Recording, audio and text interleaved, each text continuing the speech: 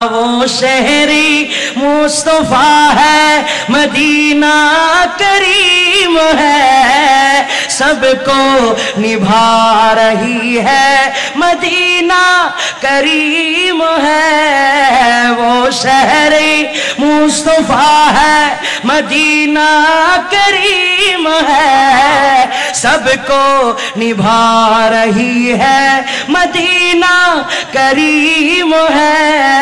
या रसूल अल्लाह या দুই হাত তুলে বলুন নারে রিসালাত। দুই হাত তুলে বলতে হবে নারে রিসালাত। মদিনা ওয়ালার দেশত আশিক যখন যাই, হইল যে গান মদিনাত রাখি আই তো সাই, হইল যে গান মদিনাত রাখি আই তো হইত না পারে তারাও যারা আসিল মদিনাত। মদিনা সায়াইলো নাকি সায়াইলো জান্নাত, সুবহানাল্লাহ। হইত না পারে তারাও যারা আসিল মদিনাত, মদিনা সায়াইলো নাকি সায়াইলো জান্নাত, মদিনা চায়াইলো নাকি সায়াইলো জান্নাত। খোদার দুনিয়া তার সাইবারি কি শোনাই, খোদার দুনিয়া তার সাইবারি কি শোনাই, হল জাগানো মদিনা রাখি আই তো সাই, সুবহানাল্লাহ। মদিনায় গেলে আশিক বুঝতে পারে ওই মদিনা ছাড়া কোনো সাহারা, ওই মদিনা ছাড়া কোনো সাহারা। আমি মদিনা থেকে এসেছি মাত্র 2-3 মাস হয়েছে, আবার জানুয়ারি শেষে ফেব্রুয়ারি শুরুতে যাব ইনশাআল্লাহ। আল্লাহ প্রত্যেককে সোনার মদিনার মেহমান বানি, সকলে বলুন আমিন। প্রত্যেককে সোনার মদিনার মেহমান হওয়ার তৌফিক দিক আমিন বলুন। আর আমরা যারা নবীর প্রেমিক দাবি করি, আমরা লাওয়ারিস নয়, কিয়ামতের ময়দানে রাসূলের পক্ষ থেকে সুপারিশ পাবো। সুবহানাল্লাহ। লাওয়ারিস নয় গুনাহগারল হাসরের মাঠত, লাওয়ারিস নয় গুনাহগারল হাসরের মাঠত, রহমতের চাদর যখন মুস্তাফার হাতত, সুবহানাল্লাহ। রহমতের চাদর যখন মুস্তাফার হাতত, হরে যাইব উম্মত ওয়ালা উম্মত ফেলাই, হরে যাইব উম্মত ওয়ালা উম্মত ফেলাই, হল জাগানো মদিনাত রাখি, পড়েন না, হল জাগানো মদিনা রাখি। মদিনা ওয়ালার দেশত আশিক যখন যাই, মদিনা ওয়ালার দেশত আশিক যখন যাই, হল জাগানো মদিনাত রাখি আই তো সাই, হল জাগানো মদিনাত রাখি আই তো সাই। নারে রিসালাত। আল্লাহ কবুল করুক আমিন। পৃথিবীর মধ্যে রসুলের আগমন সেটার চাইতে সুন্দর, সেটার চাইতে দামি, সেটার চাইতে নিয়ামতওয়ালা কোনো আগমন পৃথিবীতে হয় নাই, হবে না, হওয়ার সম্ভাবনা নাই। জোরে কোন সুবহানাল্লাহ। আমার রসুলের আগমন সেটা গোটা পৃথিবীর জন্য রহমত, আমার রসুলের আগমন সেটা গোটা পৃথিবীর জন্য নিয়ামত, আমার রসুলের আগমন সেটা গোটা পৃথিবীর জন্য মুক্তির পথ, আমার রসুলের আগমন সেটা গোটা পৃথিবীর মানুষের জন্য হেদায়েতের রাস্তা, আমার রসুলের আগমন জাহান্নামী জান্নাতি হওয়ার রাস্তা। রসুলের আগমন হয়েছে বিদায় আজকে আপনি উম্মত হিসেবে দামি হয়েছেন। রসুলের আগমন হয়েছে বিদায় আজকে আপনি জমিনের মধ্যে শ্রেষ্ঠ উম্মতের সার্টিফিকেট পেয়েছেন। রসুলের আগমন হয়েছে বিদায় অন্য অন্য নবীদের উম্মতের যে পাওয়ার তার চাইতে 1000 গুণ বেশি পাওয়ার ওয়ালা হয়ে হওয়ার তৌফিক আল্লাহ আপনাকে দিয়েছেন। আমার রসুলের কদম পড়েছে। এই রসুলের আগমন যেটা, এটা যদি না হতো কায়নাতে কিছু হওয়ার সম্ভাবনা থাকতো। এই রসুলের আগমন এটাকে কেন্দ্র করে গোটা পৃথিবীর সাজানো, রসুলের আগমন এটাকে কেন্দ্র করে গোটা পৃথিবীর মধ্যে আল্লাহ রং লাগিয়েছে। রসুলের আগমন হবে সেই জন্য গোটা পৃথিবীকে আল্লাহ আল্লাহর মতো সেটিং করে ডিজাইন করেছে। আপনারা আগে ভাগে সবগুলো রেডি করেছেন, আসবে পড়ে রেডি করেছেন আগে। আমার আল্লাহ নবীকে বানিয়েছেন আগে, আর তারপর গোটা দুনিয়াকে আল্লাহ রেডি করেছেন, গোটা দুনিয়াকে আল্লাহ সাজিয়েছেন, পাঠিয়েছেন সবার শেষে। সুবহানাল্লাহ। আমার আল্লাহ কয় আমার রসুলকে আমি রেডি করা ছাড়া, ফ্যান্ডল করা ছাড়া, সিস্টেম করা ছাড়া পাঠাবো না। আল্লাহ কিভাবে পাঠাবেন? আমার আল্লাহকে আমি পাঠাবো, সকল নবীদেরকে আগে পাঠাবো নবীর অ্যাডভারেজ করার জন্য। সকলে যখন নবীর অ্যাডভারেজ শেষ করবে তখন আমি রহমতুল্লিল আলামিন, যিনি তোমাদের জন্য শেষ নবী, তাকে পাঠাবো। এতটুকু ক্লিয়ার হয়েছে আপনাদের? এখন আসেন কোরআনের দিকে যায়। কোরআনের মধ্যে আমি এখন যে মুখে যে কথাগুলো বলেছি আপনাদেরকে, এই কথার সম্পূর্ণ ব্যাখ্যা আপনি যদি শুনতে চান, কোরআনের আল ইমরানের 81 নম্বর আয়াতের মধ্যে আপনার নজর দিতে হবে। সেই আয়াতে যখন আপনি লক্ষ্য দিবেন, আরিফ রায়হান কাদেরী কোনো গল্প আপনাকে শোনাই নাই, আরিফ রায়হান কাদেরী কোনো বানোয়াটি কিচ্ছা আপনাকে শোনাই নাই। আমি যেটা আপনাকে শুনিয়েছি এটা মূলত ওই 81 নম্বর আয়াতের ব্যাখ্যা শুনিয়েছি। ভাইরা আমার আল্লাহ কয়, খেয়াল করেন, বিসমিল্লাহির রহমানির রহিম। ওয়াইদ আখাযাল্লাহু মিসাকান নাবিয়িনা লামা আতাইতুকুম মিন কিতাবিন ওয়া হিকমা সুম্মা জাআকুম রাসূলুম মুসাদ্দিকুল লিমা মাআকুম লা তুমিনুন্না বিহি ওয়া লা তানসুরুন্না ক্বালা আআকরারতুম ওয়া আখাযতুম আলা যালিকুম ইসরি ক্বালু আকরারনা ক্বালা ফাশহাদু ওয়া আনা মাআকুম মিনাশ শাহিদিন। জোরে কোন সুবহানাল্লাহ। কোরআন হাফেজ যারা আছে, আমি কি কোরআনের বাইরে থেকে না ভাই, তাদের থেকে জিজ্ঞাসা করেন, এটা সূরা আছে কোরআন হাফেজ, সূরা আলী ইমরানের 81 নম্বর আয়াত আসেনি? আছে। আয়াতটা তো ঠিক আছে না?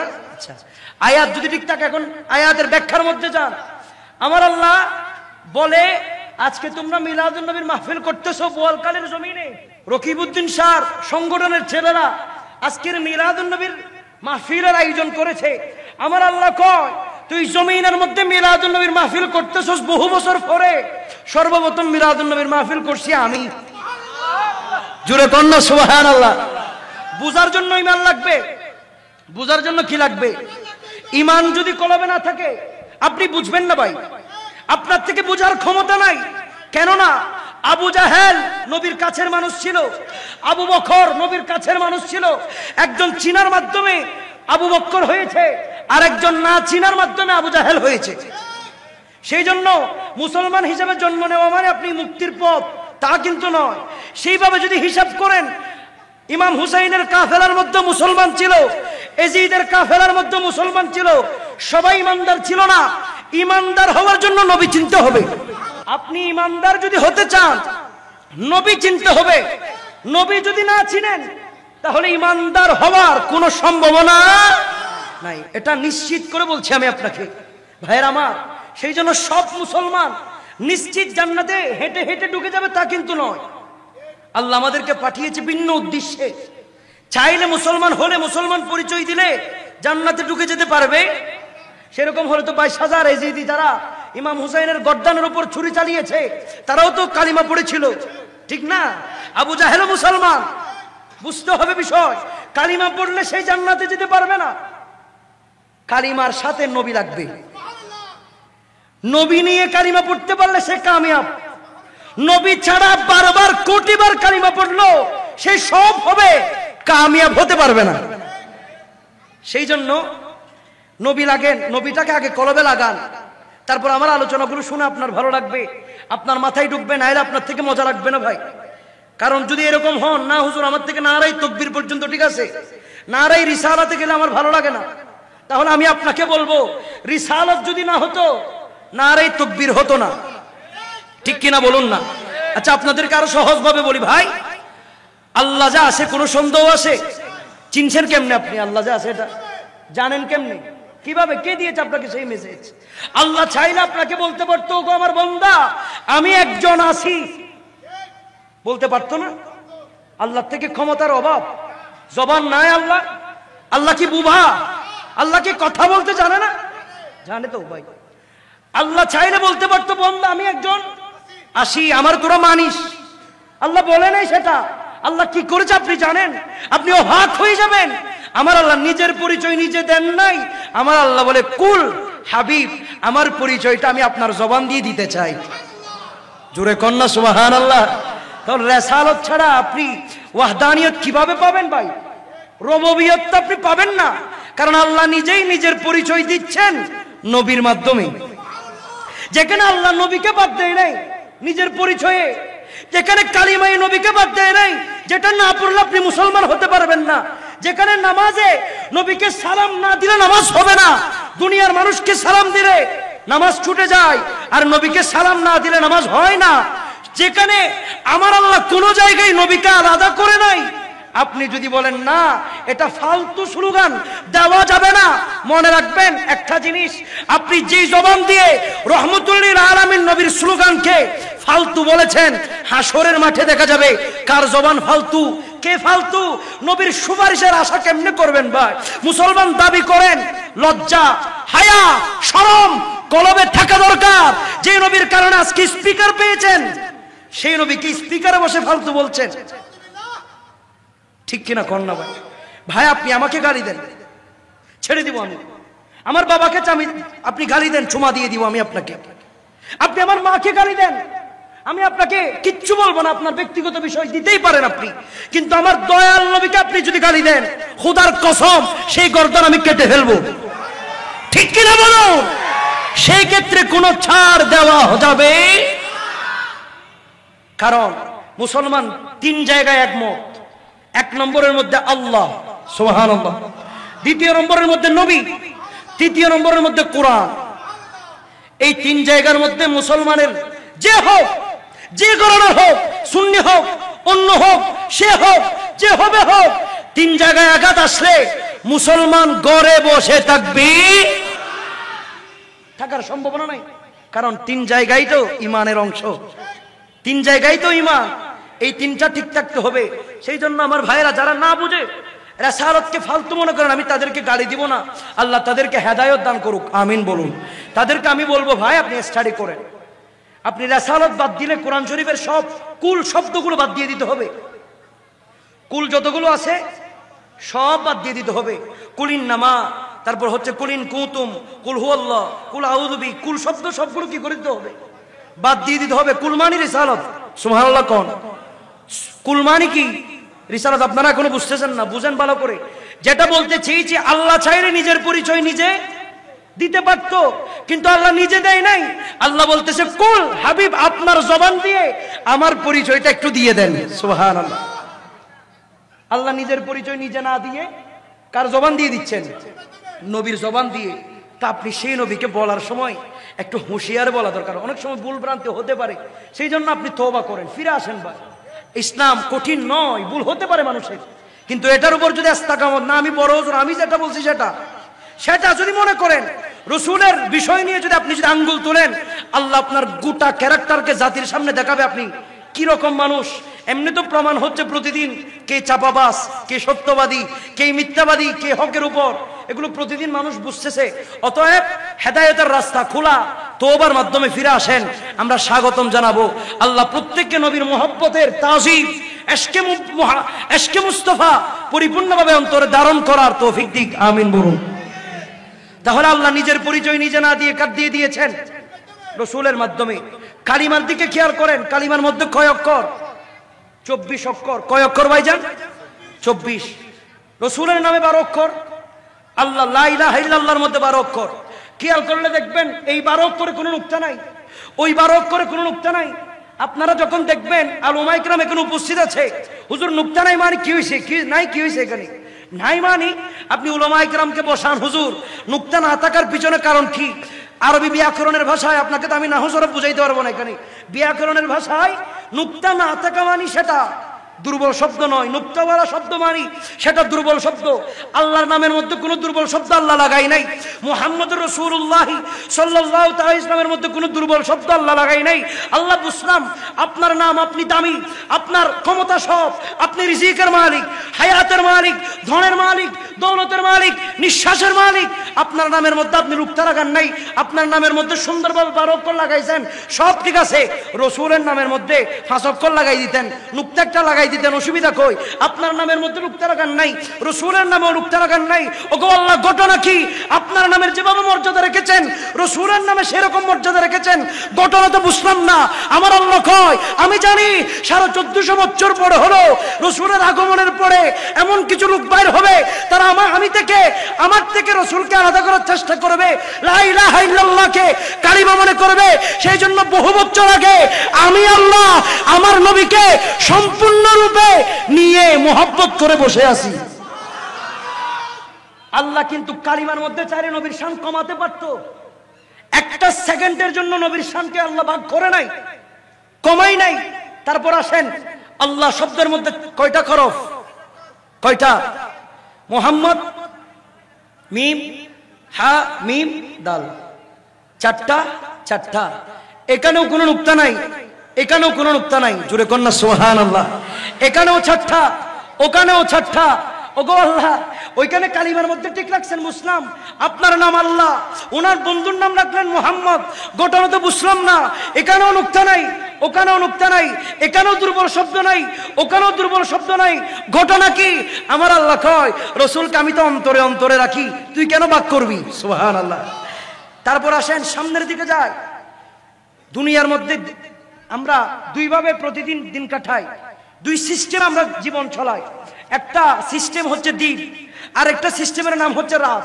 রাতে একরকম দুনিয়া, দিনে আরেক রকম দুনিয়া, ঠিক না? দিনে একরকম নাকি গোড়া বছরটি দিন থাকি যায়, রাত আসে আবার দিন হয়, ঠিক না? এভাবে হয়। কিন্তু রাসূল পাক সাল্লাল্লাহু আলাইহি ওয়াসাল্লাম কোন রাতে জন্মগ্রহণ করছে এরকম কেউ জানেন? রাত আসে দিন আসে, রসুলের জন্মের কোনো দেখেন 12ই রবিউল আউয়াল সেটা ঠিক আছে, রাতে নাকি দিন সেটা বলা যাবে না। ওগো আল্লাহ, রসুলকে কখন পাঠাইলেন দুনিয়ায় আপনি? আমার আল্লাহ কয়, আমি পাঠাইছি আমার মতো করে, যেন তুই বাগাবাগি করতে না পারস। সুবহানাল্লাহ। আল্লাহ কিভাবে পাঠাইছেন বলেন না? আমার আল্লাহকে আমি পাঠাইছি, আল্লাহ দিনে পাঠাইছেন মনে হয়। আমার আল্লাহ বলে না, আমি দিনে পাঠাই নাই। কেন আল্লাহ? আল্লাহ কয়, কারণ দিনে পাঠাইলে কিয়ামত পর্যন্ত দিন অহংকার করবে, আমার রসুল দিনে জন্মগ্রহণ করেছে। আর রাতে পাঠাইলে কিয়ামত পর্যন্ত রাত অহংকার করবে, আমার রসুল রাতে জন্মগ্রহণ করেছে। সেই জন্য আমি রসুলকে দিনেও পাঠাই নাই, রাতেও পাঠাই নাই, পাঠিয়েছি সুবহ সাদিকে, এমন একটা টাইমে পাঠিয়েছি যেটার মধ্যে দিনও আছে রাতও আছে। মোহব্বত কম নাকি বেশি? আপনি করার সময় ভাগ করেন, কিন্তু আল্লাহ করার সময় ভাগ করেন নাই ভাই। আপনি মোহব্বত করার সময় চিন্তা করেন, দাঁড়াবো নাকি বসবো, করবো নাকি করবো না, নারায়ে রিসালাত বলবো নাকি বলবো না। কিন্তু আল্লাহ জায়গায় জায়গায় কোরআনের যেখানে যেখানে নারায়ে রিসালাতের কথাই বলেছে। যেখানে তাকাবেন আপনি সেখানেই দেখবেন মাইয়ুতির রাসূলা ফাকাদ আতাল্লাহ, আতিউল্লাহ ওয়া আতিউর রাসূল, কুল ইন কুনতুম তুহিব্বুনাল্লাহ ফাত্তাবিউনি ইউহিব্বুকুমুল্লাহ ওয়াদ-দুহা ওয়াল-লাইলি ইযা সাজা ওয়ালাল আখিরাতু খায়রুল লাকা মিনাল উলা। আমার আল্লাহ ওয়া রাফানা লাকা যিকরক বলে বলে সব জায়গায় তো রাসালাতের স্লোগান লাগিয়েছে। কি লাগিয়েছে ভাই বলেন না ভাই? রাসালাতের স্লোগান। আপনিও লাগান। যিনি রাসালাতের স্লোগান লাগিয়েছিল উনি আবু বকর সিদ্দিক হয়েছে। যিনি রাসালাতের স্লোগান লাগিয়েছিল উনি গৌসে পাক আব্দুল কাদের জিলানী হয়েছে। যিনি রাসালাতের স্লোগান লাগিয়েছে উনি গৌসুল আজম মজবন্দারি হয়েছে। যিনি রাসালাতের স্লোগান লাগিয়েছে উনি শাহিন শাহে সিরকুট হয়ে জামিয়া দিয়েছে। যিনি রাসালাতের স্লোগান লাগিয়েছে উনি খাজা গরিব নওয়াজ হয়ে বাংলার জমিনে ইসলাম ঢুকিয়েছে। আপনিও পড়েন না ভাই, রাসালাতের স্লোগান লাগান না, দিল থেকে মজা আসবে। আলা হযরত মুজাদ্দিদে দ্বীন মিল্লাত ইমাম আহমদ রাজা খাঁ ফাজিল বেরলভী আলাইহি রাহমা, উনি বড় চমৎকার ভাবে বলছে যে রাসালাতের স্লোগান দেওয়ার জন্য বহু কিছু দরকার হবে। আর রাসালাতের স্লোগান তার অন্তরে ততক্ষণ মজা লাগবে না যদি অন্তর্বর্তী ঈমান না থাকে, কলবে যদি ঈমান না থাকে, রাসালাতের স্লোগান তার মজা লাগবে না। আমার আলা হযরত কয়, কোন বিয়াদব কোন বাতিলের কলবে যদি আগুন লাগাইতে চাও ম্যাচ মারতে হবে না, কাঠি দিয়ে আগুন জ্বলাই দিতে হবে না, লাকড়ি দিয়ে আগুন জ্বলাইতে হবে না, কেরাসিন মারতে হবে না। ওগো আলা হযরত কি করব? আলা হযরত বলে গাইজ মে জল যাই বেদীনों के दिल, गैज़ में जल जाए बेदीनों के दिल, या रसूल अल्लाह की कसरत कीजिए, दुश्मने अहमदी पे शिद्दत कीजिए। আমরা এমন মানুষ, কলবে নবীও আছে, ঈমানও আছে। সেই জন্য ইয়া রাসূলুল্লাহ বলে আমাদের মজা লাগে। ইয়া রাসূলুল্লাহ বললে আমাদের কি লাগে? মজা লাগে। গোটা পৃথিবী মিলে যদি চায় ইয়া রাসূলুল্লাহ শব্দটাকে নিচে নামাতে, রিসালাতকে যদি গোটা পৃথিবী চেষ্টা করে টেনে ধরে নিচে নামাতে পারবে না। কেন? কারণ রিসালাতের শান বুলন্দ করার দায়িত্ব নিয়েছে ওয়া রাফানা লাকা যিকরাক বলে আল্লাহ। আপনি আমি চাইলে পারবো না ভাই। সেই জন্য সেই জায়গায় লাগবো না, লাগলে আবু জাহেল হয়ে যাব।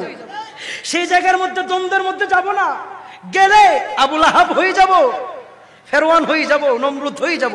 সেদিকে যাব না। আমরা প্রেমের দরজা দিয়ে ঢুকি না ভাই। যেই দরজা দিয়ে আবু বকর সিদ্দিক ঢুকেছে, উসমান জুন্নুরাইন ঢুকেছে, ওমর ফারুক ঢুকেছে, মৌলা আলী শেরে খুদা ঢুকে বেলায়েতের কান্ডারি হয়েছে। আপনিও ঢুকেন, রাস্তা খোলা, আপনি ঢুকেন বা সেই রাস্তায় ঢুকেন। ওই আবু জাহেলের রাস্তা, তদন্ত কমিটির রাস্তা বেছে নিয়েন না। রসুলের সব জায়গার মধ্যে যিনি তদন্ত করতো উনি আবু জাহেল। কি করতো ভাই বলেন না? তদন্ত মানে তারে কমিটি দেখতে মানি, সে তদন্ত করতো। রসুল আঙ্গুল দিয়ে এরকম চন্দ্র বিকন্ত্রিত করছে, আবু জাহেল তদন্ত করতেছে কি জাদু করছি না কি করছি। কথা বুঝতেছেন? রসুল মেহরাজ করছে, মেহরাজ থেকে আসছে, আসার পর আবু বকর সিদ্দিক কয় আকবর মিনহু, এর চাইতে দামি কিছু করে আসলে, বড় কিছু করে আসলে আমি বিশ্বাস করি। আবু জাহেল তদন্ত বসাইছে। কি বসাইছে? তদন্ত বসাইছে। আবু বকর সিদ্দিক দেখে কয় ইয়া রাসূলুল্লাহ আমি মানি, আমি বিশ্বাস করি। কোরআনের আয়াতকে আপনি ফেলতে পারবেন? সুম্মা দানা ফাতাদাল্লা ফাকানা কাবা কাউসাইনি আও আদানা মা যাগাল বাসার ওয়া মা তাগা। এগুলোর মধ্যে স্পষ্ট দেখা যায় রাসূল কোথায় গিয়েছে, কি করেছে। সুবহানাল্লাহ। এটা আবার একটা লম্বা আলোচনা। তো মেনে যিনি নিয়েছে, আমি বোঝাতে চাচ্ছি, মেনে যিনি নিয়েছে উনি আবু বকর, যিনি মানার সময় তদন্ত করেছে উনি আবু জাহেল। সেই জন্য আমরা যারা আশেক, তারা রসুলের কথা যেখানে আসবে তদন্তের দরকার নাই। রসুলের মহব্বতে যেখানে হাসতে হাসতে সাহাবীরা জীবন দিয়েছে, আর প্রশ্ন কি লাগবে তোমার? ঠিক কিনা বলুন না? আল্লাহ আমাদেরকে প্রেমিক হিসাবে কবুল করুক। আর একটু জবান খুলে বলুন আমিন। ভাইরা আমার, তাহলে বুঝার জন্য কোরআনের আয়াতগুলোর তাফসীর কোথায় থেকে গেছে, এই কথা থেকে গেছি। কোরআনের আয়াতগুলো বুঝার জন্য কলবে কি লাগবে? কলবে নবী লাগবে। যে কি লাগবে? নবী লাগবে। কলবে নবী লাগবে। নবী না থাকলে বুঝা আসবে না ভাই। তাহলে খেয়াল করেন, সূরা কি বলছিলাম? আল ইমরান। সূরা কি? অবাদি এখন হন না বাজি, কি বলছি? আল ইমরান 81 নম্বর আয়াত। কয় নম্বর আয়াত? 81 নম্বর আয়াত। আমার আল্লাহ পাক রব্বুল আলামিন বলছে বিসমিল্লাহির রহমানির রহিম وَإِذْ أَخَذَ اللَّهُ مِيثَاقَ النَّبِيِّينَ لما آتيتكم من كتاب وحكمة ثم جاءكم رسول مصدق لما معكم لتؤمنن به ولتنصرنه قال أأقررتم وأخذتم على ذلكم إصري قالوا أقررنا قال فاشهدوا وأنا معكم من الشاهدين।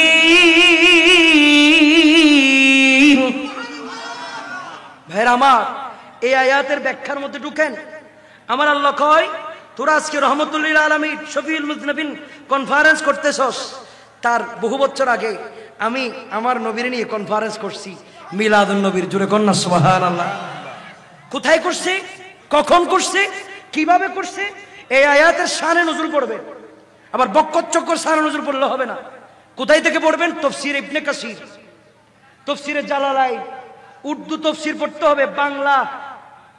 বাংলা যদি পড়েন এগুলো কিছু আসবে না মাথার মধ্যে।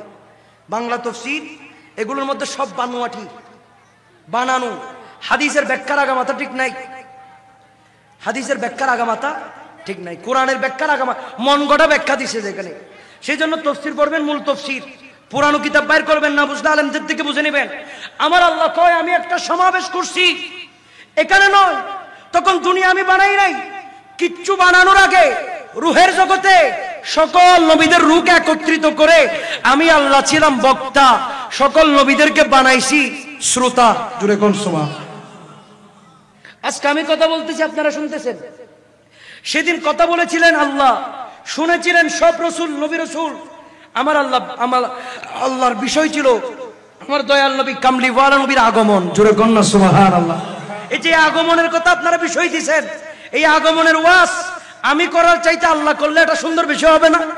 আল্লাহ বলতেছে তুই আরিফ রেহানকে আলোচনা করবি, রুহের জগতে সর্বপ্রথম আগমনের আলোচনা করছে আমি আল্লাহ। জোরে কন্যা সুবহানাল্লাহ। ভাইয়ের আমার আল্লাহ আমার নবীদেরকে, সকল নবীদেরকে একত্রিত করেছেন। একত্রিত করে সকল নবীদেরকে বসিয়ে আমার আল্লাহ ওয়াজ শুরু করেছেন।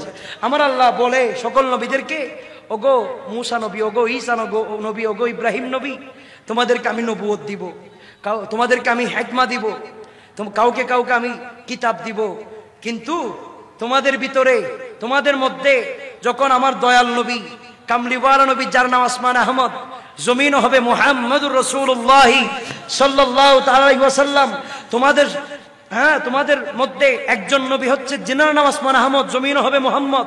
ওই নবী যদি দুনিয়ায় যায়, তোমরা কেউ বসে থাকবা না, আমার নবীর আগমনকে তোমরা স্বাগতম জানাবা, আমার নবীর অ্যাডভার্টাইজ করা তোমাদের দায়িত্ব। জোরে কোন সুবহানাল্লাহ।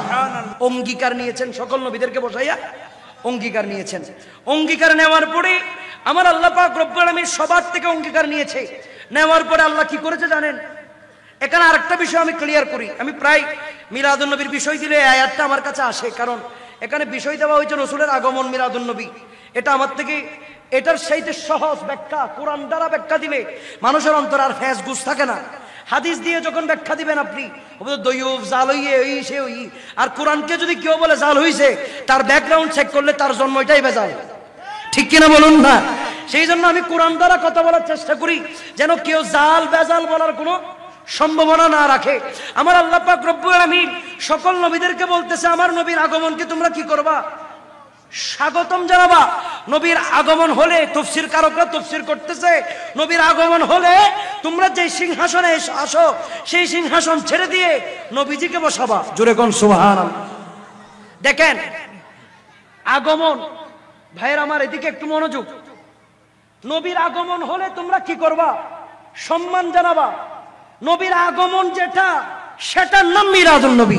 সুবহানাল্লাহ। তো জোরে হন না সুবহানাল্লাহ বাজি। নবীর আগমন যেটা, সেটার নাম কি? মিলাদুন নবী। এটাকে আরবির মধ্যে মিলাদুন নবী বলা হয়, বাংলার মধ্যে আগমন বলা হয় আর কি। জোরে কন না সুবহানাল্লাহ। বেজাল আসে নাকি গেছে? আসেনি? নাই। ভাইয়ের আমার, ওই আগমনের কথা যেটা বলছে আল্লাহ, এটার নাম হচ্ছে মিলাদুন নবী। এই মিলাদুন নবীর মাহফিল আমার আল্লাহ করার পরে আমার আল্লাহ একটা হিকমত অবলম্বন করেছেন।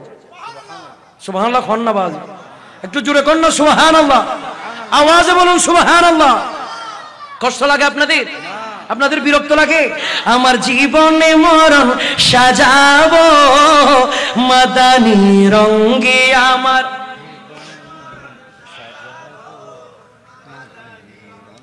সে রঙে রঙিন হলে আল্লাহ রসুল তাকবি আমার সঙ্গী, আমার জীবনে মরণ সাজাবো মাদানী রঙে, আমার জীবনে মরণ সাজাবো মাদানী রঙে। একটু জোরে বলি সুবহানাল্লাহ। একটু আওয়াজে বলুন মারহাবা। ভাইয়ের আমার একটু মনোযোগ, আপনাদের আমার কথা খুব শর্টকাট আমি শেষ করে দিব, বেশিক্ষণ সময় আমি আপনাদের নষ্ট করব না। দেখেন যেটা বলতে চেয়েছিলাম, আমার আল্লাহ মিলাদুন নবীর মাহফিল করে, আগমনের ওয়াজ করে, রসুলের শুভাগমনের কথা বলে একটা হিকমত অবলম্বন করেছেন। কি অবলম্বন করেছেন ভাই? হিকমত। দেখেন কি হিকমত। আমার আল্লাহ কয় কলু আকরারনা ক্বালা ফাশহাদু ওয়া আনা মাআকুম মিনাশ শাহিদিন। আমার আল্লাহ এমন একটা হিকমত অবলম্বন করেছেন, আমার আল্লাহ জানে 1500 বছর পরে এসে হলো কেউ কেউ দাঁড়িয়ে বলবে মিলাদুন নবী মানে বেদাত, জুলুস মানি বেদাত, এটা মানি বেদাত। সেই জন্য আমার আল্লাহ বলে আমি মিলাদুন নবী করেছি, সকল নবীদেরকে বলতেছে তোমরা তোমাদের পক্ষে সাক্ষী হও, এবং আমার রাসূলের মিলাদুন নবীর সাক্ষী স্বয়ং আমি আল্লাহ। তো জোরে কন্যা সুবহানাল্লাহ। যেই মিলাদুন নবীর সাক্ষী স্বয়ং আল্লাহ, সেটার বিরোধিতা করবে আবার কোন মোল্লা? ঠিক কিনা কন্যা? যে মিলাদুন নবীর প্রতিষ্ঠাতা কে? তাহলে নবীর শান সব জায়গার মধ্যে আমার আল্লাহ তো নিজেই বাড়াচ্ছে। আল্লাহ নিজেই যার শান বাড়াতে ব্যস্ত, পৃথিবীর সবাই মিলে তার শান কমাতে পারবে? কমাতে পারবে? স্বয়ং আল্লাহ নিজেই নবীর শান বাড়িয়েছে। ভাই লিখি দিও ভাই, ফললে কি গুণ হবো না? একটু ফরন না। স্বয়ং আল্লাহ নিজেই নবীর শান বাড়িয়েছে, কে কমাবে এ শান, কার ক্ষমতায় আছে? ওগো নবীজি তোমায় আমি ভালোবাসি, ওগো নবীজি তোমায় আমি ভালোবাসি, একেবারে ঢাকো মরি তোমার চরণে আসি, ইয়া রাসূল ইয়া রাসূলুল্লাহ ইয়া হাবিব। শয়নে স্বপনে তোমাকে খুঁজি নবীজি, শয়নে স্বপনে তোমাকে খুঁজি, দিদার দাও না মুরি জান্নাত ওয়াজিব করি, ইয়া রাসূলুল্লাহ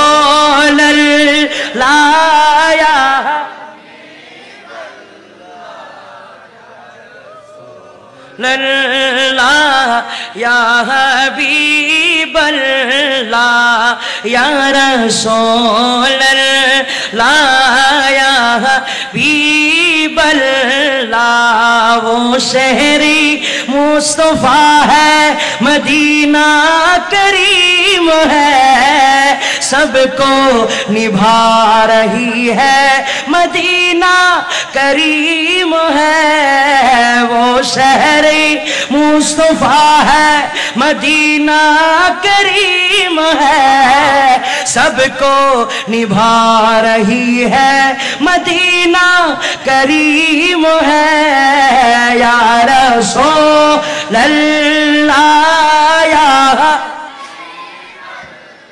দুই হাত তুলে বলুন নারে রিসালাত।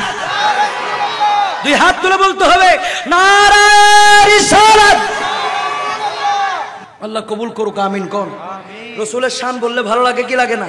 যেহেতু আমি একটু টুনটান একটু কম মারি, সেই জন্য মাঝে মাঝে একটু দিলের খোরাক মিঠাই আর কি। আপনাদের কি কষ্ট হয়েছে ভাইয়ের আমার? তাহলে নবীর মিলাদ করেছে কে? নবীর আগমনের কথা আমি বলার আগে বহু বছর আগে বলেছে একজন, তিনি কে? আল্লাহ। এবং এই মিলাদুন নবীর পক্ষে দুনিয়ার কোন নেতা, মন্ত্রী, সভাপতি, ম্যাজিস্ট্রেট, প্রাইম মিনিস্টার কাউকে সাক্ষী না বানিয়ে আল্লাহ নিজেই মিলাদুন নবীর সাক্ষী হয়ে গিয়েছে। তো জোরে কন্যা সুবহানাল্লাহ। তাহলে ভাইয়ের আমার, তাহলে বিষয়টা দেখেন। এবং রসুলের আগমনকে কেন্দ্র করে কিছু ঘটনা দেখেন। রসুলের আগমনকে কেন্দ্র করে মিলাদুন নবীর বিষয়টা আপনাদের ক্লিয়ার হয়েছে। আগমন এবং মিলাদুন নবীর বিষয়, এটা নিয়ে আশা করি আর দলিলের প্রয়োজন হবে না। দলিল মজবুত হলে একটাই যথেষ্ট, সুবহানাল্লাহ কোন। আমি এই বিষয়ের উপর কথা বলে আবার অনেক সময় চলে যাবে, সেই সময় আমাদের হাতে নাই। তারপর রসুলের আগমন নিয়ে আমি যদি আপনাদেরকে রসুলের আগমনের সময় বিস্ময়কর যেই ঘটনা, এগুলো যদি আমি বলতে যাই, অজানা যেই তথ্য, সেটাও এক লম্বা একটা সময়। দেখেন, আমি আপনাদেরকে সংক্ষেপে বলার চেষ্টা করছি। রসুল পাক সাল্লাল্লাহু তাআলা ইসলাম, আমরা যেভাবে একটা পেট দিয়ে এসেছি, রসুল একটা পেট দিয়ে এসেছে। একটু জোরে কন্যা সুবহানাল্লাহ। কিন্তু পেট দিয়ে এসেছে বিদায় আপনার মতো আমার মতো বলা যাবে না, কারণ রসুলের যা ছিল আমার তা ছিল না। রসুল আমার আল্লাহর মোহব্বতের নবুয়ত প্রাপ্ত নবী ছিল, রসুল আল্লাহর হাবিব ছিল, রসুলের উপর আল্লাহ রাজি ছিল, রসুলের উপর জান্নাত রাজি ছিল। রসুল ইশারা করলে জান্নাত হয়ে যায়, রসুল রাজি হলে জান্নাতি হয়ে যায়, রসুলের মোহব্বত থাকলে ইমানদার হয়ে যায়। তো রসুলকে আমার মতো বলা যাবে না, যিনাকে কেন্দ্র করে ইমান নির্ণয় করা হয় তিনি, আমি। জোরে কন্যা সুবহানাল্লাহ। সেই জন্য আমরা কোনোদিন রসুলকে খোদা বলি না, ঠিক না? রসুলকে খোদা বলেন এরকম কেউ আছে? নাই। আমরা কোনোদিন রসুলকে খোদা বলি না, কারণ আহলে সুন্নাত ওয়াল জামাতের আকীদা রসুল কোনোদিন খোদা নয়, আবার খোদা থেকে জুদা নয়। রসুল কোনোদিন কি নয়? খোদা নয়, আবার খোদা থেকে জুদা নয়। দুজনের শান আমরা কেউ জানি না, একজনের শান আরেকজনে জানেন।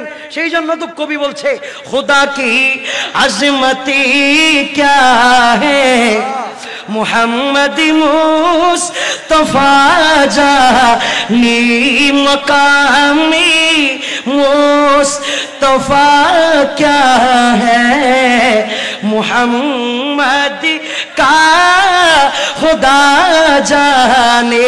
সুবহানাল্লাহ। নবীর মকাম কোথায় সেটা খুদা জানে, আর খুদার মকাম কোথায় সেটা নবী জানে। সেই জন্য আমরা এগুলো নিয়ে বাড়াবাড়ি করি না। আমরা এতটুকু বলি নবী খুদা নয়, কিন্তু নবী খুদা থেকে জুদা নয়। তো জোরে কন্যা সুবহানাল্লাহ। সেই জন্য আমরা যেরকম পেট দিয়ে এসেছি, নবীও সেরকম পেট দিয়ে এসেছে, নবীও সংসার করেছে। তার মানে আপনার মতো আমার মতো বলা যাবে? মা আমেনার শেকমের মধ্যে আমার নবীর আগমন হয়েছে। সুবহানাল্লাহ। একটু পিছনে গেলাম আর কি, যেহেতু বিষয় দিয়েছে সেদিকে। মা আমেনার পেটের মধ্যে কে গিয়েছে? নবী এসেছে। নবী আসার পরে মা আমেনা আগে ছিল একরকম, নবী আসার পরে হয়ে গেল আরেক রকম। একটু জোরে কন্যা সুবহানাল্লাহ। এটা কি তার পরিবর্তন, নাকি তার পেটের ভিতরে যিনি এসেছেন নিয়ামত ওনার কারণে পরিবর্তন? ওনার কারণে পরিবর্তন। একটু সহজভাবে বুঝেন, যখন মা আমেনার শেকমের মধ্যে আমার দয়াল নবী কামলিওয়ালা নবী যখন আসলো, আসতে দেরি, গোটা পৃথিবীর মধ্যে খুশবু হতে দেরি হয় না। খুশবু বু বু করে আমেনার শেকমে নবী আসছে না। আমি এটা বলতে পারবো না, আপনারা বলবেন, অসুবিধা নেই। যারা বাইরে আসিতে ভালো লাগলে বলবো, আর বসার জন্য নবী কবুল করতে হবে তারে। আমি আরিফ রায়হান কাদির চাইলে তো তারা জান্নাতি বানাতে। আমেনার পেটে আমার দয়াল নবী, মা আমেনার শেকমে নবী আসার পরে কিছুদিন যখন যায়, মা আমেনার ঘর থেকে শুধু সুঘ্রাণ বের হয়। কি বের হয়? সুঘ্রাণ বের হতে থাকে। বের হতে হতে হতে হতে গোটা এলাকার মধ্যে একটা কথা হয়ে যাচ্ছে। আমার দয়াল নবীর আব্বা জান উনি পেটে থাকা অবস্থায় ইন্তেকাল করেছেন। গোটা এলাকার মধ্যে একটা কথা ছড়িয়েছে, ওই দেখো তো ওইখানে আব্দুল মুত্তালিবের বউয়ের, আব্দুল মুত্তালিবের ছেলের বউয়ের শরীর থেকে ঘ্রাণ বের হচ্ছে। এটা খুব বিশ্রী দেখা যাচ্ছে। বিধবা একটা নারী, তার ঘর থেকে সুঘ্রাণ বের হচ্ছে। তার মানে সেই যুগের মধ্যে যারা বিধবা, তাদের শরীরে সুগন্ধি ব্যবহার করা সেটা নিয়মের মধ্যে পড়ে না, সেটা বিশ্রী দেখা যেত, খারাপ দেখা যেত। সবাই সেটা নিয়ে কথা বলা বলি করতেছে। ওই ঘর থেকে সুঘ্রাণ বের হচ্ছে, রাস্তা দিয়ে গেলে সুঘ্রাণ। ওর স্বামী নাই, ও এত সুঘ্রাণ ব্যবহার করে কেন? আমেনা এত সুঘ্রাণ কেন ব্যবহার করে? তখন মাকে যখন এই কথা বলা হলো, আমেনার শরীর থেকে সুঘ্রাণ বের হয়, তাকে আপনারা বলতে পারেন না বিধবা একটা নারী, সে সুঘ্রাণ ব্যবহার করে করে চলে কেন? তখন আব্দুল মুত্তালিবকে বলে, ওগো আমার স্বামী, ওই তো প্রতিদিন তো মানুষ এভাবে এভাবে বলতেছে আমেনার শরীর থেকে নাকি সুঘ্রাণ বের হচ্ছে, রুম থেকে নাকি সুঘ্রাণ বের হচ্ছে, রাস্তা দিয়ে হাঁটলে নাকি সুঘ্রাণ বের হচ্ছে। এখন তো বড় কলঙ্ক হয়ে যাচ্ছে, নাক ডাকা যাচ্ছে না, বড় মানুষ সমালোচনা করতেছে, এখন কি হবে? তখন বউ জামাই দুজন পরামর্শ করলো, হতে না, আমিও খেয়াল করতেছি ইদানিং, আমিও খেয়াল করলাম ওই গোসলখানার মধ্যে গেল, সেখানের মধ্যে যেন গোসলখানা নাই, সেখানে যেন একটা আতরের ডিফু হয়ে গেছে, খুশবুর ডিফু। এইভাবে দুজন পরামর্শ করতে করতে আমেনার কাছে গিয়েছে। ওগো আমেনা, তোমার কারণে তো মান সম্মান সব যাবে মনে হয়, তুমি নাকি সুঘ্রাণ ব্যবহার করে করে ঘুরতেছো, সব জায়গার মধ্যে সুঘ্রাণ, মানুষ হেসে হেসে বলতেছে সুঘ্রাণ। তখন আমেনা মুস্কি হেসে বলতে লাগলো, ওগো আমার আব্বা জান, ওগো আমার আম্মা জান, আমার কোনো গ্রাণ না, সেটা সামনে একটা থুতু নিক্ষেপ করেছে। মূলত আমার শরীর থেকে থুতু না, আমার শরীর থেকে সুঘ্রাণ বের হয় না, আমার থুতু থেকেও সুঘ্রাণ বের হয়। তখন আমেনা কয়, ওগো আম্মা, বলার ছিলাম না, বলতে বাধ্য হলাম সেটা আমার না, আমার শরীর থেকে যে সুঘ্রাণ বের হচ্ছে, পেটের ভিতরে রহমতুল্লিল আলামিন নবী দু জাহানের বাদশা নবীর আগমন। ওগো আমার আম্মা জান, আমার ওই পুত্র যখন পেটের ভিতরে এসেছে, জমিন যেন আমাকে দাঁড়িয়ে সালাম দিচ্ছে, আসমান যেন আমার দিকে ঝুঁকে যাচ্ছে। ওগো আমেনা, পেটে তো বাচ্চার আগমন হয়েছে, দেওয়াল যেন আমার দিকে ঝুঁকে ঝুঁকে আমাকে সালাম দিচ্ছে। আমি যখন পুষ্কুনির মধ্যে যাই, কূপের মধ্যে পানি তোলার জন্য, পানি আমাকে যেন উসলাইয়া উসলাইয়া কয়, ওগো আমেনা, পেটের মধ্যে রহমতুল্লিল আলামিন নবীকে নিয়ে কূপের কিনারায় কেন আসলা? তুমি আমাকে বলতা, আমি কূপ ঘরের মধ্যে গিয়ে পানি ঢুকাই দিতাম। আমেনা, কষ্ট হলো, রহমতুল্লিল আলামিন নবীকে কষ্ট দেওয়া যাবে না। রহমতুল্লিল আলামিন নবীর আগমন হয়েছে। কূপ চিনে, দেওয়াল চিনে, আসমান চিনে, জমিন চিনে, তরুলতা চিনে, দুনিয়ার সব কিছু রহমতুল্লিল আলামিন নবীকে চিনতে পারে। কিন্তু আমার দলের কিছু মানুষ যার গায়ে দাঁড়িয়ে আছে, যার মাথায় টুপি আছে, সে এখনো নবী চিনার সময় তদন্ত করে, সেইভাবে নবী এরকম নাকি সেরকম, নামি নবী নবী নাকি সে, এইভাবে তদন্ত করতে থাকে। ভাই, আপনি নবীকে চিনেন না, গাছের মতো হয়ে যান। গাছও তো নবীকে চিনেছে, পাথর তো নবীকে চিনেছে, বালি তো নবীকে চিনেছে। তুমি কি বালুর মতো না? তুমি নবী চিনার সময় তদন্ত করো কেন? ঠিক কিনা বলুন না? কেন তদন্ত করো তুমি ভাই? যেখানে তরুলতা নবীকে চিনেছে, বনের পশু নবীকে চিনে, হায় হায় হায়, দুনিয়ার সব কিছু নবীকে চিনে।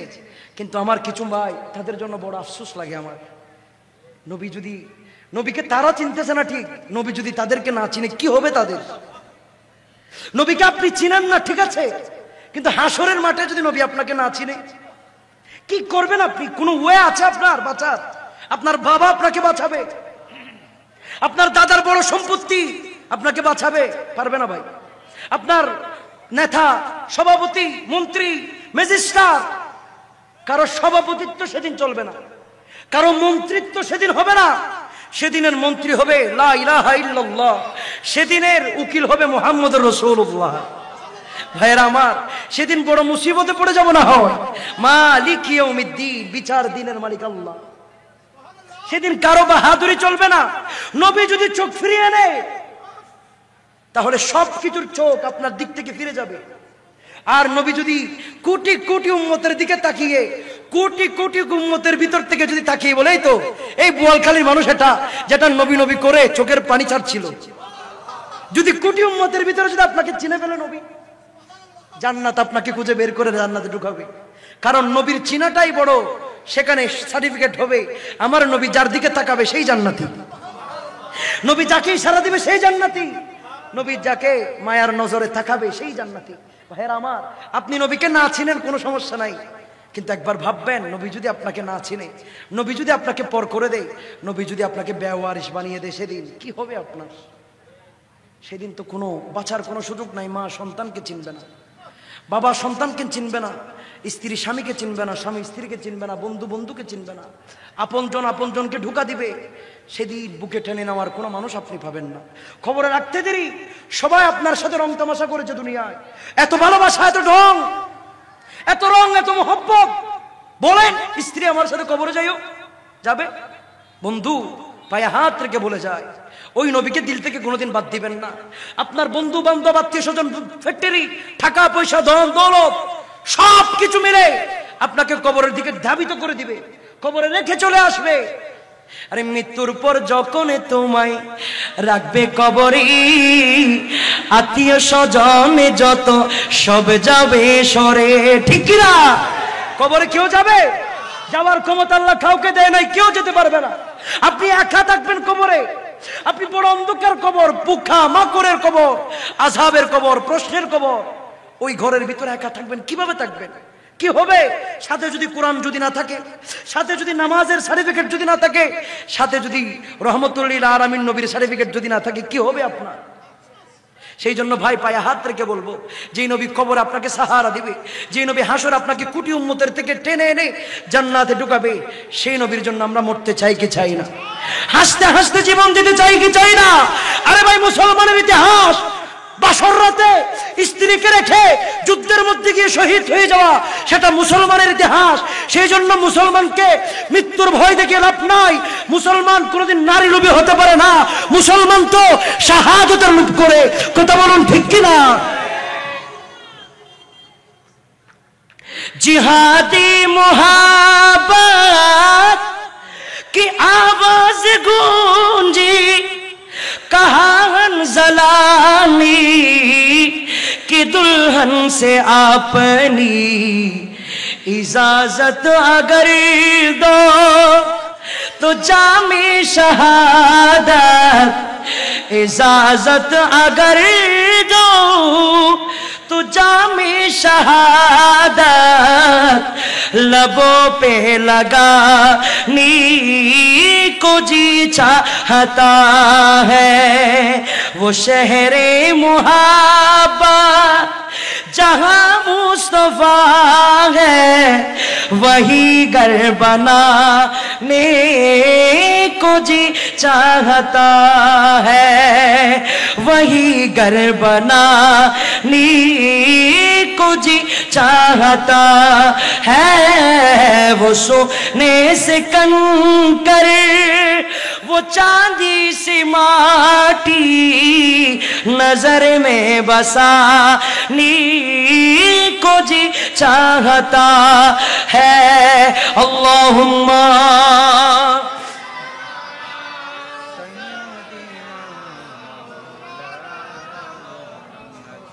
वाला याली।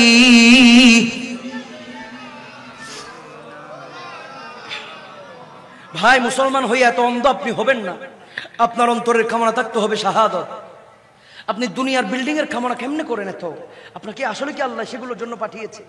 আল্লাহ যে আপনাকে পাঠাইছে একটা উদ্দেশ্য আছে। আল্লাহ বলতেছে লিয়াবলুয়াকুম, আমি বন্দারে পরীক্ষা করার জন্য পাঠাইছি। আল্লাহ কিসের পরীক্ষা? আইয়ুকুম আহসানু আমালা, বন্দা কতটুকু ভালো কাজ করবে, ইমানদারের কাজ করবে, সেগুলোর পরীক্ষা। ভাই, আপনাকে তো আল্লাহ পাঠিয়েছে পরীক্ষার হলে। আল্লাহ কিরকম পরীক্ষা আপনি চান?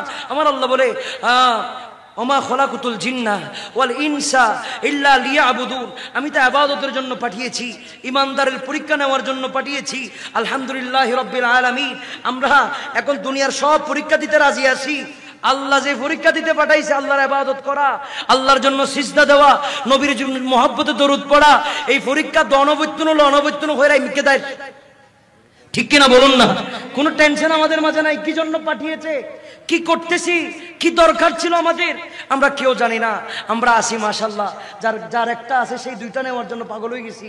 যার যেটুকু আছে সেই ব্যস্ত দুনিয়াবি কেমনে কিভাবে বিলাসবহুল জীবন করা যায়, কিভাবে কি করা যায়, এই চিন্তা চেতনা যদি জিজ্ঞাসা করা হয় হাসরের মাঠে, ওগো আমার বান্দা, তোমাকে তো আমি মুসলমান বানিয়েছিলাম, তোমার ধর্ম ছিল ইসলাম, তোমার নবী ছিল মুহাম্মদুর রাসূলুল্লাহ সাল্লাল্লাহু তাআলা ইসলাম, তোমাকে একটা কিতাব দেওয়া হয়েছে কোরআন, শ্রেষ্ঠ কোরআন পেয়েছো, শ্রেষ্ঠ নবী পেয়েছো, শ্রেষ্ঠ ধর্ম পেয়েছো।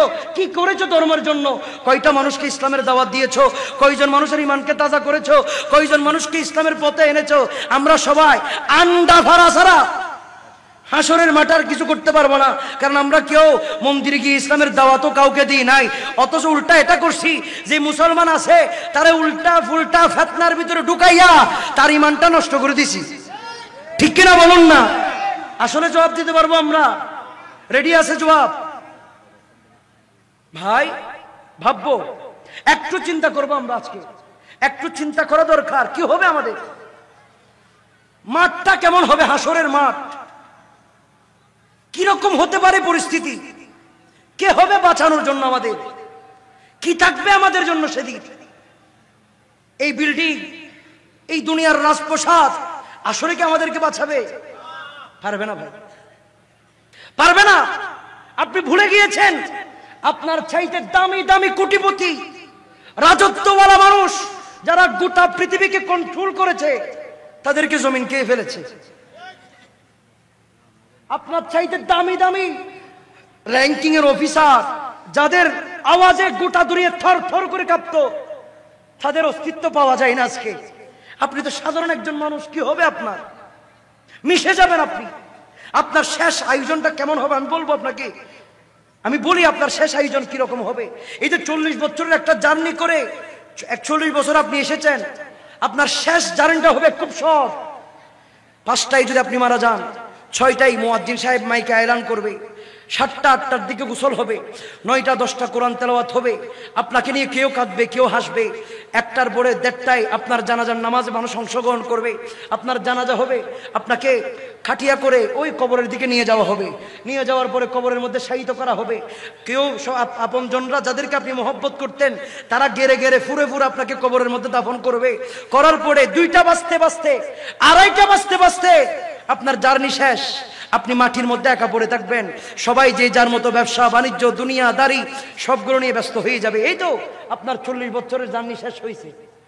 মাত্র 3-4 ঘন্টার ব্যবধানে আপনার জার্নি শেষ হয়ে যাবে। কত আপন ক্লোজ মানুষ যাদেরকে আপনি 2 মিনিট কষ্ট দিতে পারেন না, যাদের 2 মিনিটের কষ্ট আপনি সইতে পারেন না, তারা সবাই আপনাকে কবর একা রেখে আসবে। কি হবে আপনার? কি করবেন এত অহংকার দিয়ে? কি হবে আপনার অহংকার প্রহর গৌরব আমিত্ব দিয়ে? কি হবে? 2টা মিনিট হায়াত কি বাড়াতে পারবেন আপনি? 2টা সেকেন্ড হায়াত বাড়ানো যাবে? 2 দিন আজরাইল ইসলামকে টাকা দিয়ে হায়াতের কন্ট্রাক্ট আপনি করতে পারবেন ভাই? কি হবে আপনার এত কিছু দিয়ে? প্লিজ, মা গররকা বিরব্বিকাল কারীম, মা গররকা বিরব্বিকাল কারীম। ভাই পায়ে হাত রেখে বলি, ওই মসজিদের খাট আপনার আমার অপেক্ষায় বসে আছে, ওই কবরস্থানের মাটি আপনার আমার অপেক্ষায় বসে আছে। প্লিজ কবরস্থানের সামানগুলো রেডি করে নিয়ে যান, হাসরের সামানগুলো রেডি করে। যদি নামাজ ছাড়া যদি কবরে যান কি হবে কবরে আপনার? দরুদ ছাড়া যদি কবরে যান কি হবে আপনার? সওয়াবের ভান্ডার নিয়ে যদি কবরে যেতে না পারেন, কলবে যদি নবীকে নিয়ে যদি কবরে যেতে না পারেন কি হবে? পরিচয় দিবেন আমি অমুক জায়গার মধ্যে বড় শিল্পপতি ছিলাম, পরিচয় সেটা দিলে হবে? দুনিয়ার মধ্যে পরিচয় আছে আপনি অমুক সাহেবের ছেলে, অমুক ছেলে। কবরের মধ্যে আপনার পরিচয় হবে ভিন্ন। কবরের মধ্যে আপনার পরিচয় আব্দুল খালেকের ছেলে বলে ডাকা হবে না আপনাকে। কবরের মধ্যে আপনার পরিচয় হবে ইসলাম, ধর্ম, নবী। এই 3টা বিষয়ে খোদা, ধর্ম, নবী আপনার আইডেন্টিফাই করা হবে সেখানে। এইগুলো দিয়ে কোন ধর্মের ছিলেন, নবীরে মানতেন কি মানতেন না, আল্লাহরে চিনেন কি চিনেন না, প্রশ্ন এগুলো করা হবে। আপনার বাবার নাম কি ছিল, দাদার নাম কি ছিল, প্রশ্ন এগুলো করা হবে ভাই। আচ্ছা, দুনিয়ার মধ্যে পরীক্ষা হয় কি হয় না? এখানে ক্লাস 10-এর পরীক্ষা দিচ্ছেন এরকম ছেলেবেলা আসেননি? আসেন না? অনেক ছেলে আছে মাশাআল্লাহ। প্রায় মানুষ ক্লাস 10 তারপর ইন্টারের পরীক্ষা দিছে, দাকির আলিমের পরীক্ষা দিছে। ভাইরা আমার, আপনারা যারা পরীক্ষা দিছেন আপনাদেরকে আমি একটা প্রশ্ন করি। আপনারা যারা পরীক্ষা দিছেন, পরীক্ষার হলে যাওয়ার আগে প্রশ্ন দিয়ে দিছে নাকি হলে যাওয়ার পরে, পরীক্ষার মধ্যে যাওয়ার পরে আপনাকে প্রশ্ন দেওয়া হয়েছে? পরীক্ষার মধ্যে যাওয়ার পরে নাকি পরীক্ষা যেদিন থেকে হবে বলছে সেদিন প্রশ্ন দিয়ে ফেলছে? প্রশ্ন দেয় নাই আপনাকে। পরীক্ষা যেদিন হবে সেদিন আপনার প্রশ্ন, সেদিন আপনার উত্তর। উত্তর ভালো হলে আপনি মুক্তি পাবেন, মানে আপনি প্রশ্নের মধ্যে যদি আনসার ভালো করে করতে পারেন আপনি পাস করবেন, আর যদি আনসার করতে না পারেন আপনি নাশ করবেন। ভাইরা আমার, দুনিয়ার সামান্য ছোট্ট একটা পরীক্ষা, সেটার প্রশ্ন দেওয়া হয় পরীক্ষার হলে যাওয়ার পরে। কবরের এত ভয়ঙ্কর ভয়ঙ্কর পরীক্ষা প্রশ্ন দিয়ে রাখছে আল্লাহ জন্মের পর থেকে। কবরের প্রশ্ন কয়টা? আল্লাহ কি গোপন রাখছে নাকি ফাঁস করে দিছে? কোন না ভাই, কি রাখছে? কোনদিন ভাবেন না আপনি এভাবে? আল্লাহ চাইলে গোপন রাখতে পারতো। সামান্য ক্লাস 8-এর প্রশ্ন ফাঁস করলে কিয়ামত হয়ে যায়। আর কবর, যেটার উপর জান্নাত নিশ্চিত হবে, যেটার উপর জাহান্নাম নিশ্চিত হবে, সেই প্রশ্ন আল্লাহ বহু বছর আগে ফাঁস করে দিছে। যেদিন থেকে আপনি ইসলাম চিনেছেন সেই দিন থেকে কবরের যে প্রশ্ন সেগুলো আপনার জেহেনে ঢুকিয়ে দিয়েছে খাজা গরিবে নওয়াজ। যারা ইসলাম প্রচার করেছে তারা আপনাকে বুঝিয়েছে কবরে 3টা প্রশ্ন হবে। এই প্রশ্ন, সেখানে তোমার বাবার নাম কি, দাদার নাম কি, 14 গোষ্ঠীর নাম কি, সেগুলো প্রশ্ন করা হবে না। তোমার প্রশ্ন হবে তোমার রব কে, তোমার দিন কি, তোমার নবী কে ছিল। এইভাবে প্রশ্ন করো, ওনাকে চিনো কিনা প্রশ্ন করা হবে সেভাবে। তোমার সম্পদ কয় কাটা ছিল, তোমার বন্ডারে কতটুকু ছিল, তোমার ফ্যাক্টরি কয়টা ছিল, তোমার আন্ডারে কয়জন চাকরি করতো, তুমি কয়জনকে বিবাহ করছো, সন্তান কয়টা হইছে, বউ তোমারে ভালোবাসতো নাকি বাসতো না। প্রশ্ন কি এগুলো করা হবে ভাই? তো আপনার কাছে এগুলো ইম্পর্টেন্ট হয় কেমনে? এগুলো হবে অপশনাল। কবরের যে 3টা প্রশ্ন সেটা আপনার পরিচয়। এগুলো আপনার ডিকশনারির প্রথম খাতারে থাকতে হবে, আপনার মাথায় রাখতে হবে। আমার পরিচয় আমি মুসলিম, আমি মুসলিম হয়ে মিথ্যা বলা যাবে না, সেটা মুসলমানকে মানাই না। আমি মুসলিম, মুসলিম হয়ে ঘুষ খাওয়া যাবে না, সেটা মুসলমানকে মানাই না। আমি মুসলিম, মুসলিম হয়ে ঘুষ নেওয়া যাবে না, সেটা মুসলমানের সাজে না। আমি মুসলিম, আমি রসুলের উম্মত, আমি চাইলে অন্যের হক মেরে দিতে পারবো না, সেটা মুসলমানের মানাই না। সেটা ভাবা দরকার ছিল, কারণ আপনি তো দুনিয়াকে মেন ইম্পর্টেন্ট মনে করেন।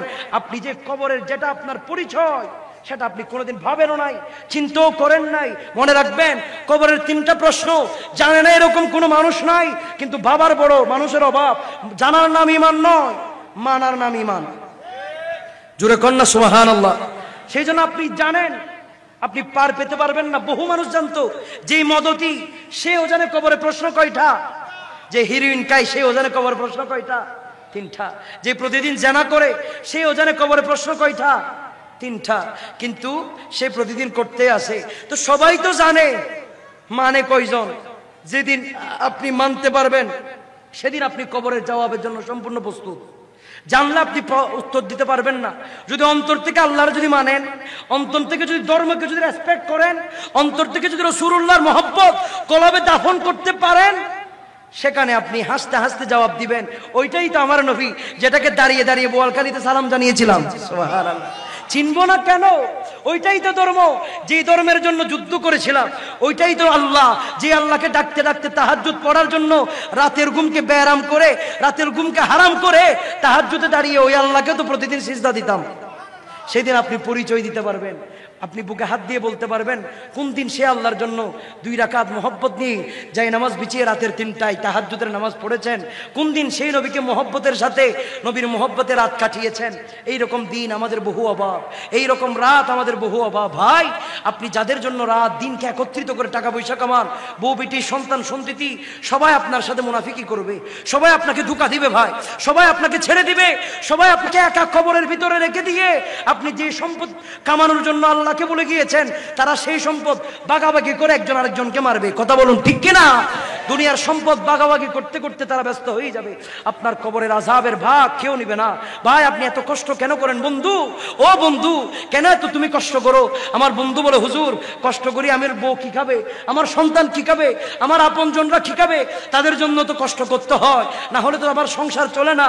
আমার বন্ধুকে বললাম, বন্ধু, যাদের জন্য তুমি এত কষ্ট করলা, তারা তো তোমাকে ভুলে যাবে, তারা তো তোমার সাথে যাবে না। বন্ধু কয়, কি করব, তাদের জন্য তো করতে হবে, তাদের জন্য তো পরিশ্রম করব, তারা হয়তো আমার কবরের পাড়ে গিয়ে আমার জন্য কাঁদবে, আমার সাথে কবরের সঙ্গী হবে। বন্ধু যখন মারা গেল, বন্ধু এত কষ্ট করে অবৈধ বৈধ সব প্রকারের সম্পদ রেডি করে সন্তান সন্ততিকে দিয়ে গেল, আর তার সন্তানগুলো কবরের পাড়ে দাঁড়াই না, তার কবরের আযাবের ভাগ নেওয়ার জন্য কেউ আসে না। যাদের জন্য সে গুনাহগার হয়েছে, অবৈধ সম্পদ কামিয়েছে, তারা কেউ তার কবরের আযাবের ভাগ নেই না, তারা সম্পদের ভাগ ঠিকই নিয়ে নেই। কথা বলুন ঠিক কিনা? ভাই, যদি না বুঝেন তাহলে বোঝানোর আর কোনো ক্ষমতা আমাদের মাঝে নাই। প্লিজ আল্লাহর দিকে ফিরে আসেন, ওই রাসূল পাক সাল্লাল্লাহু তাআলা ইসলামের মহব্বতের দিকে ফিরে আসেন। আর কোনো সাহারা আপনার মাঝে নাই। ওই 2 জাত ছাড়া আপনাকে কেউ বাঁচাতে পারবে না, ওই 2 জাত ছাড়া আপনাকে কেউ রক্ষা করতে পারবে না। প্রতিদিন কত বন্ধুর জন্য আপনার চোখ দিয়ে পানি পড়ে, কত ভাইয়ের জন্য আপনার চোখ দিয়ে পানি পড়ে, নেতার জন্য চোখ দিয়ে পানি পড়ে, বান্ধবীর জন্য চোখ দিয়ে পানি পড়ে, সভাপতির জন্য চোখ দিয়ে পানি পড়ে। কোনোদিন কি আল্লাহর প্রেমে 2 ফোঁটা চোখের পানি আপনি ছেড়েছেন? নবীর মহব্বতে 2 ফোঁটা চোখের পানি ছেড়েছেন? ওগো আল্লাহ, দুনিয়ার কত মানুষের জন্য কতবার আমি কেঁদেছি, কাঁদতে কাঁদতে বালুস ভিজিয়ে ফেলেছি আমি। আল্লাহ, কি হবে আমার আল্লাহ কয়, দুনিয়ার মানুষের জন্য কেঁদে তোর কোনো লাভ নাই, কারণ দুনিয়ার মানুষ তোর চোখের পানির ফুটার মূল্য দিতে পারবে না।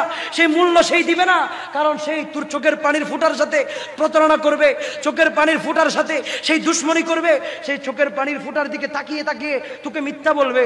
আমার আল্লাহ কয়, বান্দা তুই আমার দিকে তাকা, আমার দিকে তাকা, আমার জন্য 2 ফোঁটা চোখের পানি ফেল, আমার হাবিব রহমতুল্লিল আলামিন নবীর জন্য 2 ফোঁটা চোখের পানি ফেল। ওগো আল্লাহ, কি হবে চোখের পানি ফেললে? তখন আমার আল্লাহ কয়, হাসরের মাঠ যেদিন কায়েম হবে, জাহান্নামকে আটকে ধরে রাখা যাবে না, জাহান্নাম এত ভয়ঙ্কর হবে, শিকল দিয়ে বেঁধে রাখা যাবে না। সেই দিন জাহান্নাম আল্লাহর কাছে ফরিয়াদ করবে, ওগো আল্লাহ, আমি ওই ধরনের মানুষদেরকে বড় ভয় করি, যাদের চোখ দিয়ে আর যে আশিকের রাসূলগুলো নবীর মুহাব্বতে চোখের পানি চাটতো, তাদেরকে আমার জাহান্নামে দিও না, কারণ তাদের চোখের পানির ফোঁটা আমার জাহান্নামের আগুন নিভিয়ে দিবে। একটু জোরে কর না সুবহানাল্লাহ। ভাইরা আমার, চোখের পানির ফোঁটার ভিতরে এত পাওয়ার আপনি তো জানেন না ভাই। আপনি দুনিয়ার সবার জন্য চোখের পানি ছাড়েন, আজকে বাসায় গিয়ে কিছুক্ষণ কাঁদবেন আমার নবীর জন্য, কিছুক্ষণ কাঁদবেন সিজদায় পড়ে আমার আল্লাহর জন্য। দুনিয়ার সবাই চোখের পানির সাথে প্রতারণা করলো, আমার আল্লাহ আপনার চোখের পানির সাথে প্রতারণা করবে না। আমার নবী আপনার চোখের পানির সাথে প্রতারণা করবে না। এই 2 ফোঁটা চোখের পানি আপনার জাহান্নামের আগুন নিভিয়ে যাবে। জোরে কোন সুবহানাল্লাহ, একটু আওয়াজে বলুন সুবহানাল্লাহ। ভাইয়েরা আমার, তাহলে আমার নবীর কদর আমরা এখনো বুঝছি না। ওই নবীর দিকে ফিরে যেতে হবে। নবী ছাড়া কেউ আমাদেরকে চিনবে না, নবী ছাড়া হাসরের মাঠে কেউ আমাদেরকে বাঁচাবে না।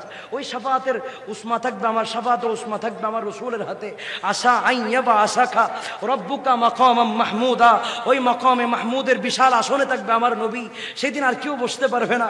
মুসা বলবে ঈসার কাছে যাও, ঈসা বলবে ইব্রাহিমের কাছে যাও, ইব্রাহিম নবী বলবে এইটার কাছে যাও, ওইটার কাছে যাও। কেউ পারবে না আপনাকে বাঁচাতে। শেষ পর্যন্ত দেখিয়ে দিবে, ওই কন্নারের মধ্যে দেখা যাচ্ছে রহমতুল লিল আলামিন নবীর দিকে যাও। আমার নবী বলবে আই উম্মত আই রব্বি হাবলি উম্মতি বলে বলে আপনার শত গুনার পাহাড়কে নিভিয়ে দিয়ে আমার নবীর রহমতের চাদর আপনাকে আপন করে নেবে। আপনি কেন নবীকে আপন করতে এত ভাগাভাগি করেন?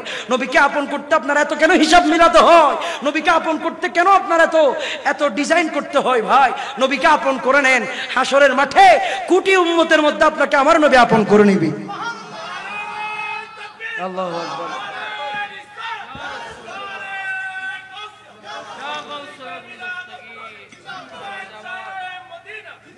আরে মৃত্যুর পর যখন তোমায় রাখবে কবরি, আত্মীয় স্বজনে যত সব যাবে সরে, ঠিক না?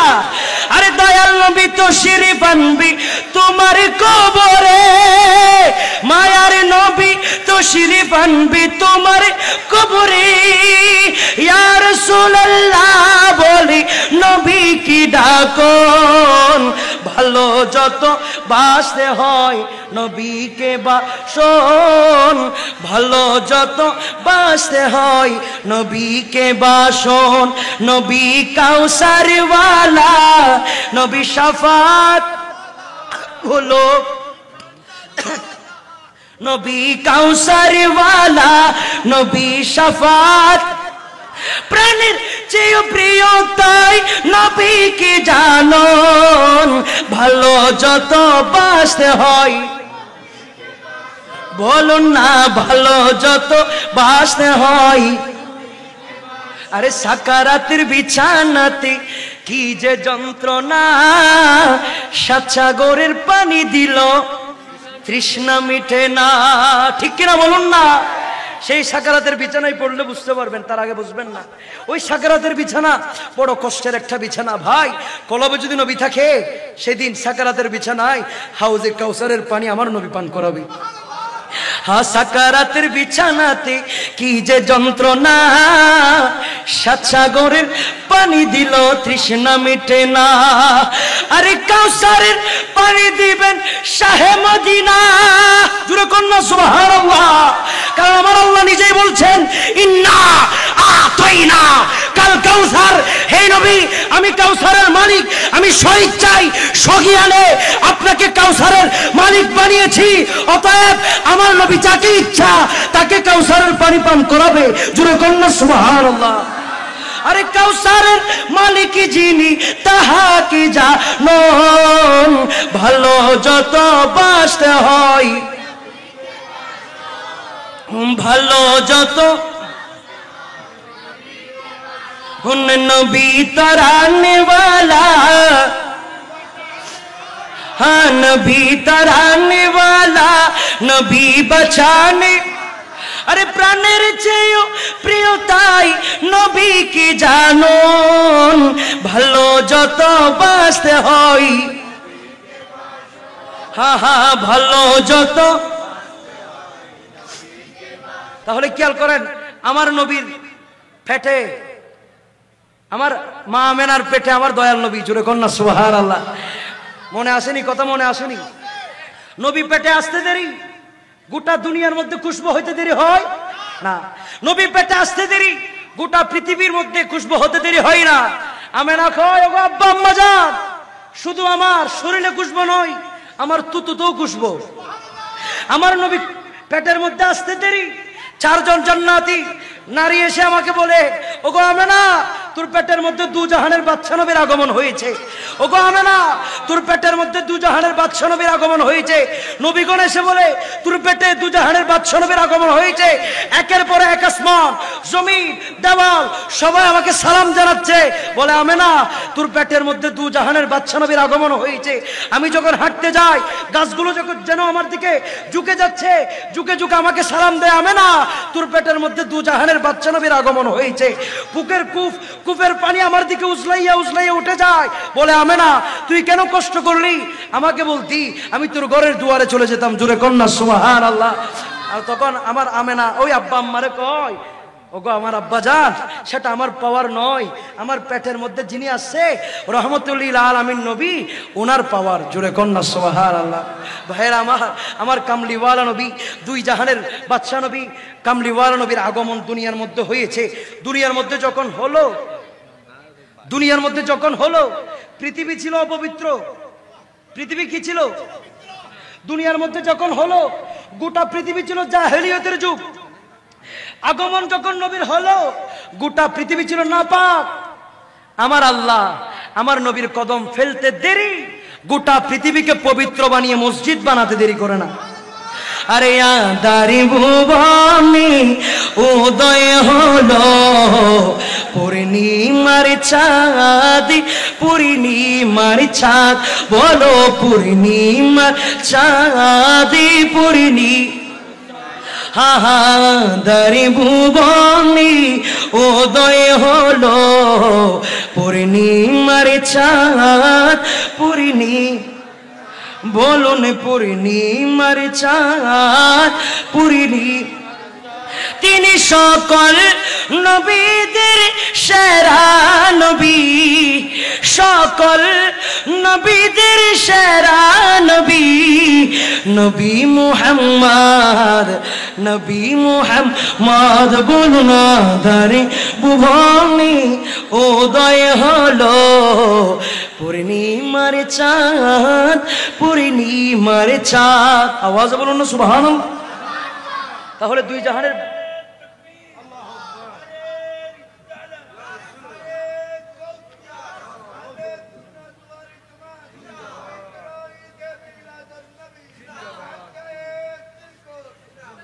তাহলে দুনিয়ার মধ্যে কদম পড়েছে কার?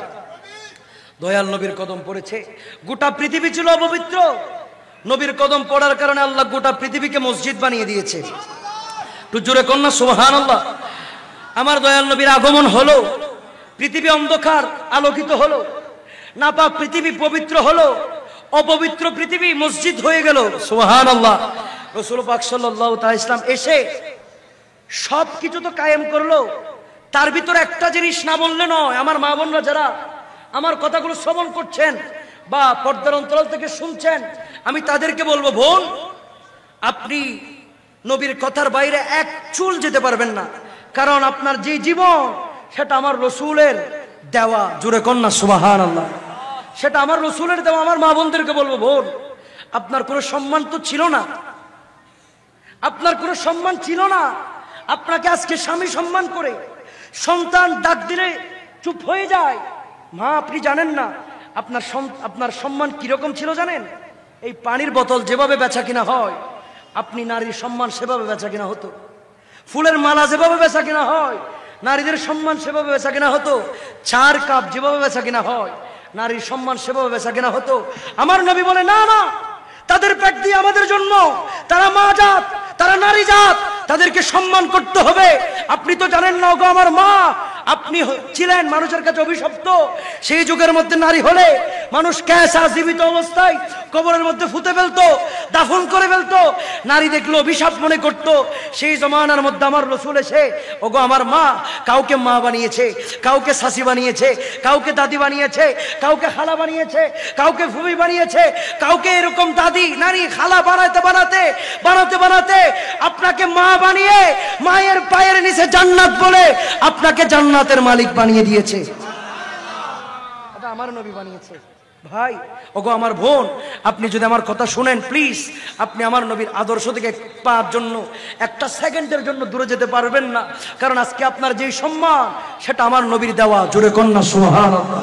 আজকে আপনার যে এহতারাম সেটা আমার নবীর দেওয়া, আজকে আপনার যে ঐতিহ্য সেটা আমার নবীর দেওয়া। অতএব কোনোভাবে কোনো পরিস্থিতির মধ্যে আমার নবীর শান আজমত, আমার নবীর সুন্নাত কোনোভাবে বাদ দেওয়া যাবে। আওয়াজ করে বলুন মারহাবা, দুই হাত তুলে বলুন মারহাবা, আবার হাতকে পতাকা বানিয়ে মারহাবা মারহাবা জানির নবী মারহাবা মারহাবা মারহাবা প্রাণীর নবী জানির নবী বাবার সূর্যর তা পড়িবে হাসরের দিনে, আপনি বিনে আমাদের কি ছায়া দিবে কি গো রাসূল, আপনি বিনে আমাদের কি ছায়া দিবে কি। শাফায়াতের কান্ডারি বলো শাফায়াতের কান্ডারি নবী মুস্তাফা মারহাবা মারহাবা জানের নবী মার হাত তুলে মারহাবা মারহাবা প্রাণীর নবী মারহাবা মারহাবা জানের নবী। শেষবারের মতো আওয়াজ বলি মারহাবা। আল্লাহ কবুল করুক, আমিন।